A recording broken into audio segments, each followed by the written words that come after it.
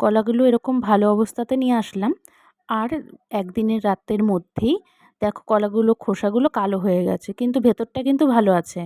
এই কলাগুলো কিন্তু আর কেউ খেতে চাইবে না। তার জন্য আমি কলাগুলোকে খোসা ছাড়িয়ে সামান্য একটু চিনি দিয়ে একটু ভালো করে চিনির সাথে মিক্স করে এর মধ্যে কিছুটা আটা দিয়ে তারপরে মাখতে শুরু করলাম।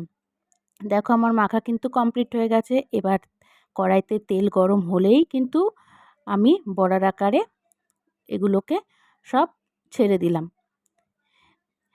ডুবো তেলে। এবার দেখো আমার আস্তে আস্তে এগুলো কালার চলে এসছে, পুরো আমার রেডি হয়ে গেছে। খেতে কিন্তু অসাধারণ হয়েছিল।